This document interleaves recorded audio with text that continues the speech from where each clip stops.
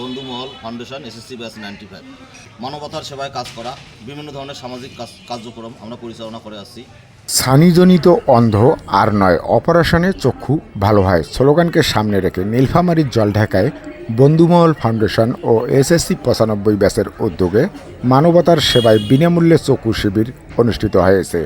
আজ শনিবার সকাল 11টায় জলঢাকা সরকারি মডেল পাইলট উচ্চ বিদ্যালয়ে এই চক্ষু শিবিরের আনুষ্ঠানিক উদ্বোধন করেন উপজেলা নির্বাহী কর্মকর্তা জাহিদ এমরুল মুজাক্কিম।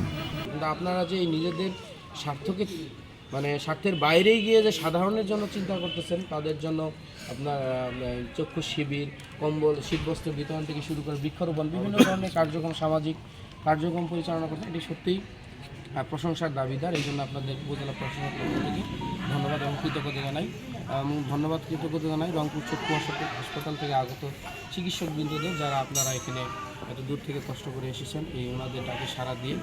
আসলে এখানে যদি 10 জন মানুষও যদি চোখের অপারেশন করার পর তাদের দৃষ্টিশক্তি ফিরে পায়, এটা তো এক ধরনের বিশাল অর্জন। কিন্তু একটা মানুষের দৃষ্টিশক্তি ফিরে দেওয়া, সে পৃথিবীটাকে আবার নতুনভাবে দেখতে পারবে, এটা কিন্তু আমরা হয়তো স্বাভাবিক মনে করছি, কিন্তু এটা কিন্তু চারটিখানি কথা নয়, এটা অনেক বড় বিষয়, বড় অর্জন। এটা চালিয়ে যাবেন এই প্রত্যাশা রাখি।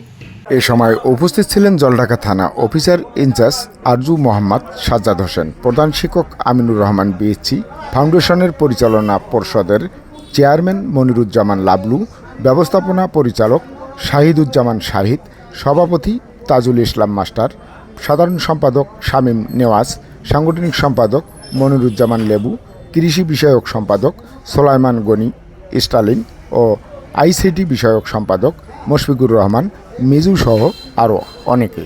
আপনারা যেমন বললেন যে ইতিপূর্বে শীতের সময় শীতবস্ত্র বিতরণ, বন্যার্থীদের জন্য সেবা এবং এই যে চক্ষু শিবির এবং বিভিন্ন সেবা যেটা করতে পারতেছেন, এটা জনগণের দোরগোড়ায় পৌঁছানো যাচ্ছে। মানুষের সেবা, মানুষ আসলে আমরা যেখানে যে অবস্থায় আছি না কেন, সবাই নিজ নিজ অবস্থান থেকে বিভিন্ন সংগঠনের মাধ্যমে হোক, নিজের অবস্থান থেকে হোক, সবারই জনগণের পাশে দাঁড়াতে পারা, এটাই কিন্তু আসলে আমাদের মূল কাজ হওয়া উচিত। পৌরসভা সহ উপজেলার বিভিন্ন ইউনিয়ন থেকে আগত চক্ষু রোগীদের চিকিৎসা সেবা প্রদান করেন ডাক্তার শাহিদ হোসেন ও সাইফুল ইসলাম। পরে অর্ধশত রোগীকে রংপুর চক্ষু হাসপাতালে নেওয়া হয় চোখের ছানি অপারেশনের জন্য।